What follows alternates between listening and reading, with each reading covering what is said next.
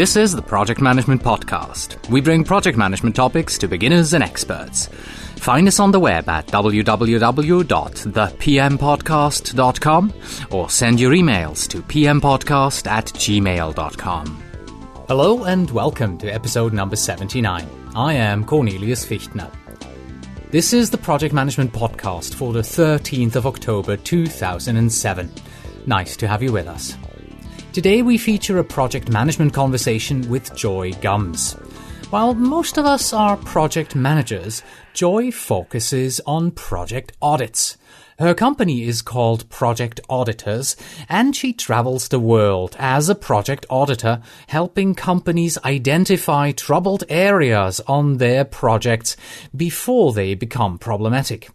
Would you like to know what problems she encounters most often? Well, just wait, you'll hear it in the interview. Today's episode is sponsored by BOT International, the provider of processes on demand. Are you setting up a PMO? Such things as PMO processes, policies, best practices, templates and tools and tips and techniques and executive dashboards, etc., etc., etc., can be quite time-consuming to put together in a usable manner, not to mention maintain. Used by more than 600 PMOs, Processes on Demand solves this problem by providing customizable processes and templates, policies and dashboards, and integration features to Microsoft Project Server and SharePoint. Installs in minutes, fully customized in a day. To learn more, visit botinternational.com.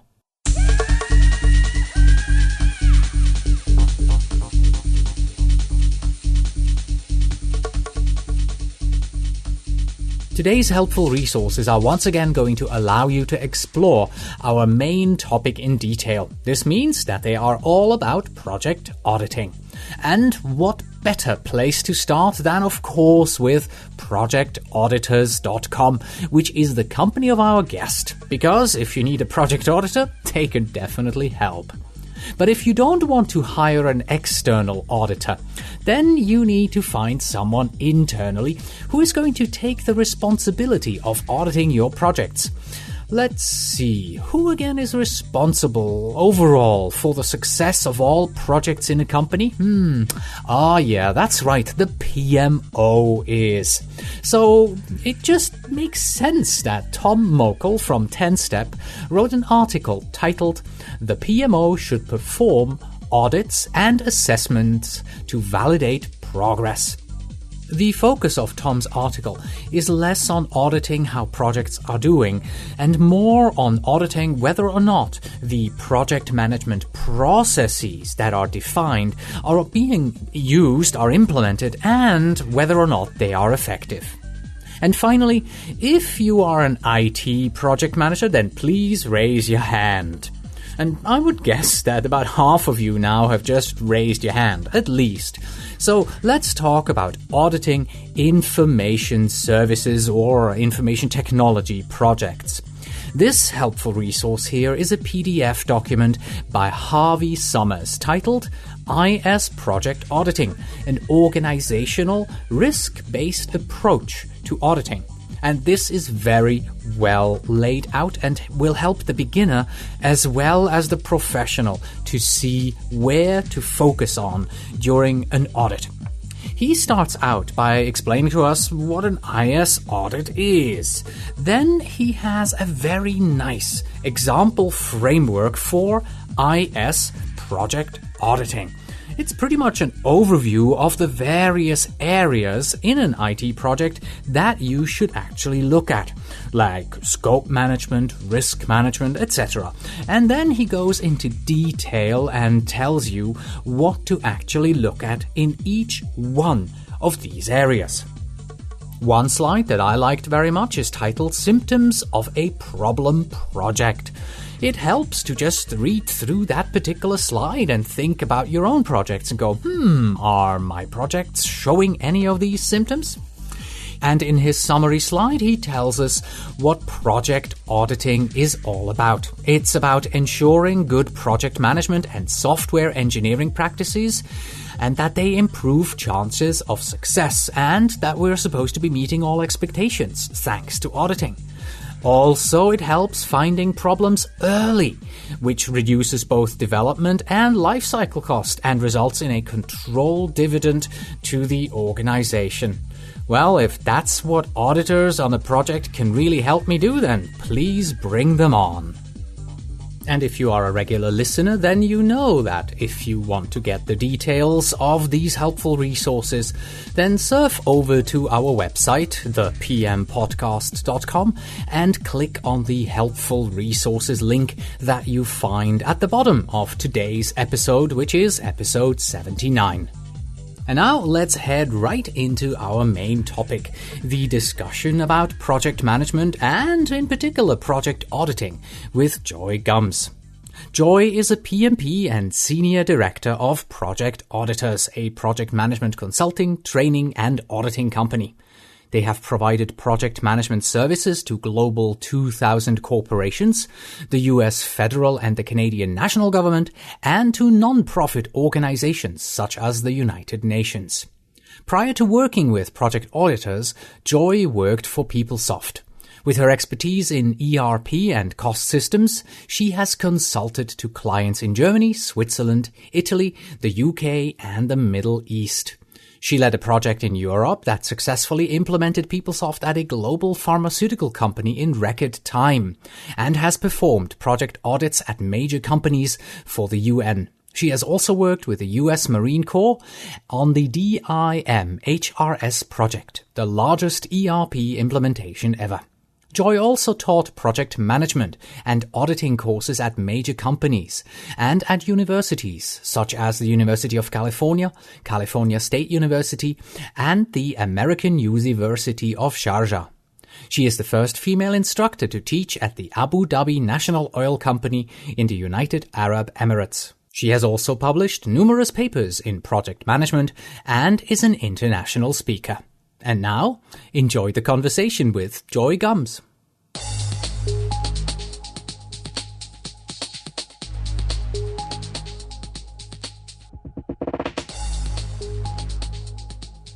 Fellow project managers, I'm back here with Joy Gumz, and we are going to talk about what she's doing in project management. Hi, Joy. Welcome back. Thank you, Cornelius. So, first question is always, what project are you currently working on? Well, right now I'm working on getting ready for class for the Technology Review Work Group, which is helping the Florida State Legislature in evaluating and monitoring the projects in the technology sector. Okay, that takes us right back to our original interview that we had a few weeks ago. And what are you going to do with them?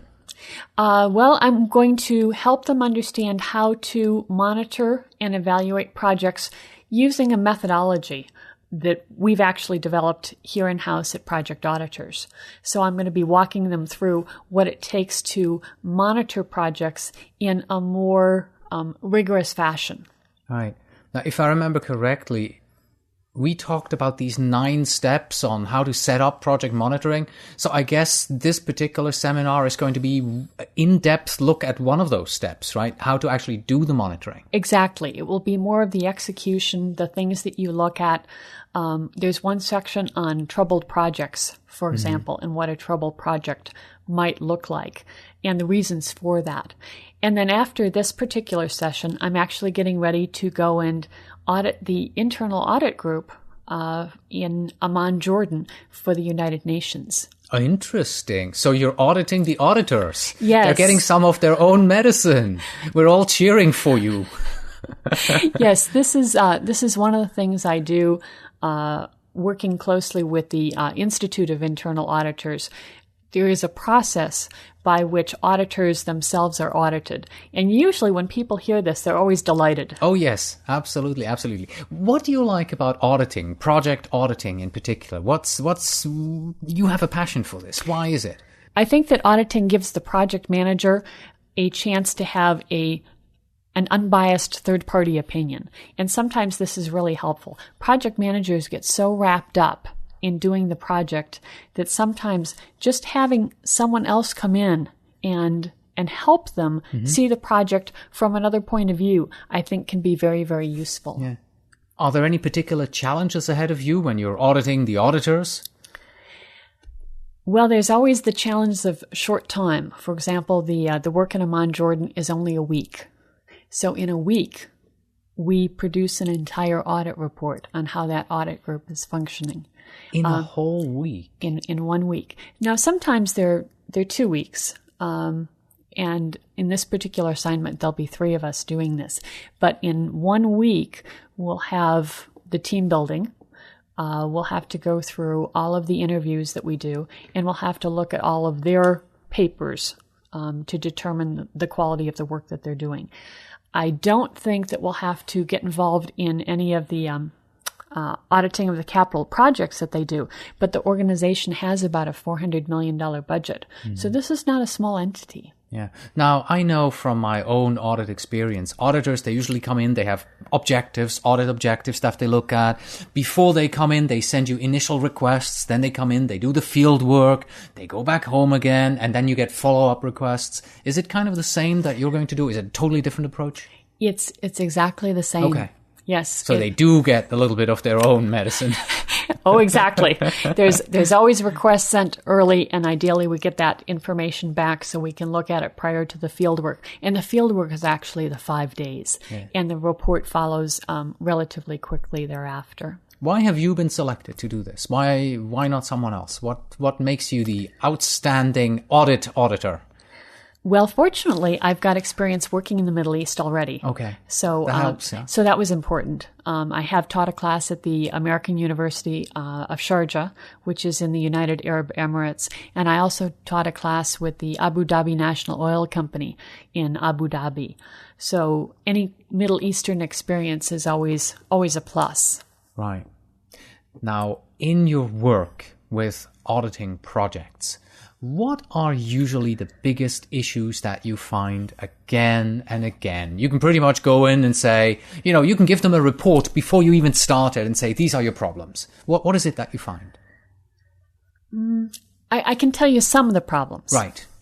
One of the common problems that is coming up now is the fact that the project schedule is often so detailed that the project manager doesn't really know what the critical path is. Mm-hmm.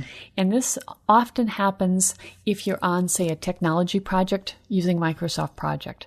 People put in hundreds and sometimes thousands of tasks into Microsoft Project, and it's so detailed that they lose the forest for the trees.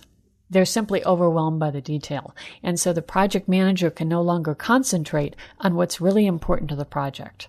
And I've seen this on a number of different projects. So they concentrate on tool management rather than project management? They definitely concentrate on... Well, the problem is they don't concentrate at all. They can't concentrate because they can't see what's critical, what's on the critical path, and what's not on the critical path. When you've got 7,000 activities and you're not building a nuclear power plant, your project plan is way, way, way too detailed. So what's the response then to this? What do we have to do? The response is you have to really think at the higher work breakdown structure level and only go down in your schedule to the level you need to manage it. If you have hundreds and hundreds and even thousands of activities and you're not doing a multi-billion-dollar project, chances are your schedule is too detailed.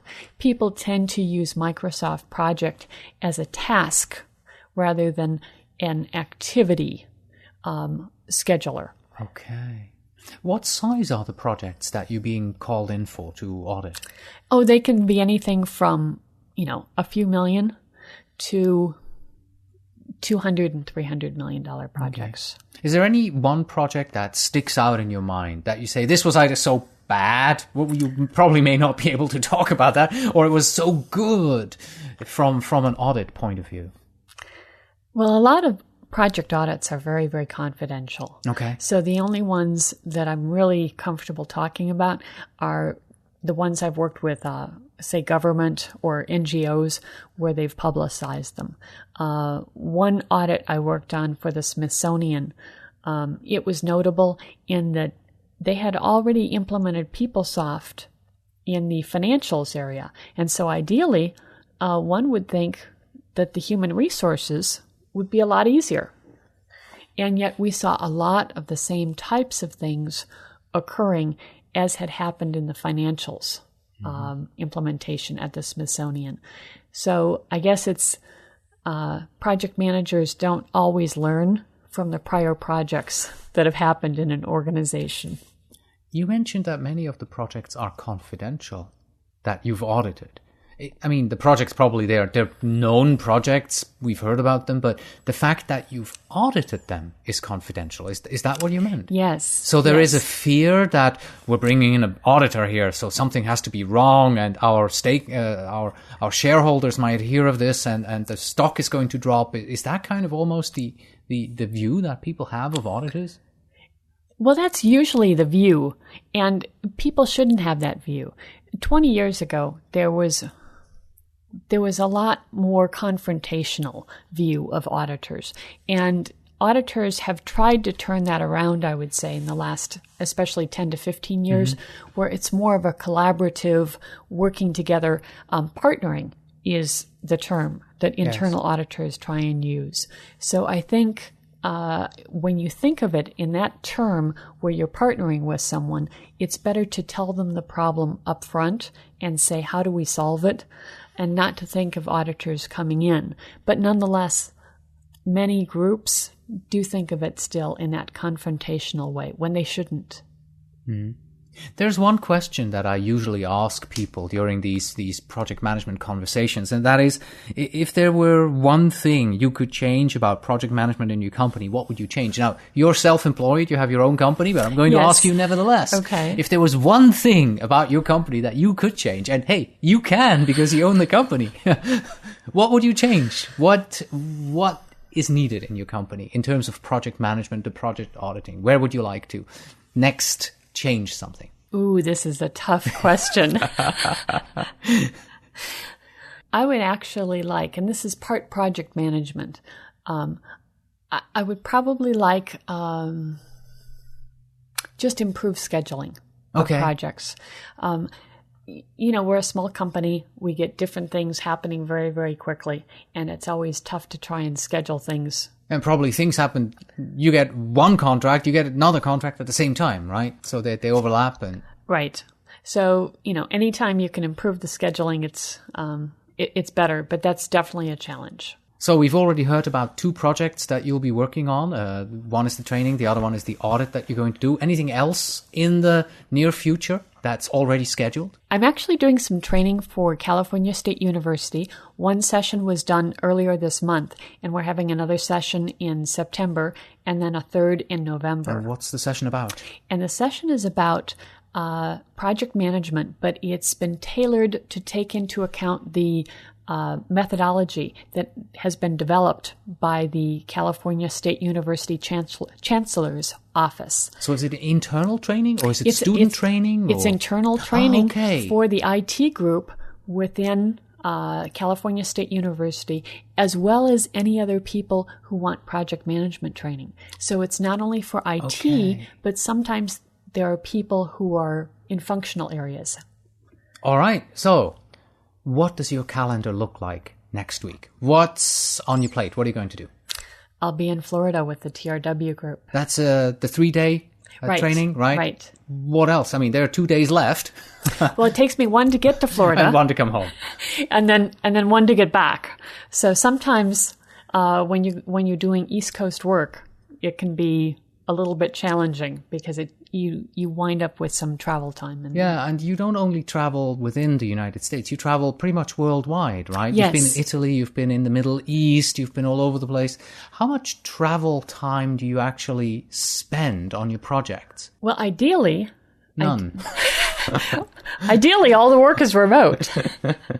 But, it varies so much by project, and it depends. If you're going to the Middle East, you have to get there a little bit early because it's 12 hours away.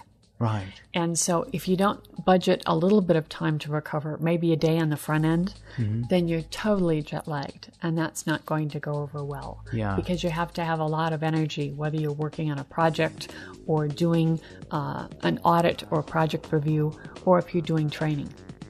How long have you been doing this? Isn't this starting to get to you a little bit? The traveling and the having to work with the jet lag? Oh, you're smiling. Obviously not.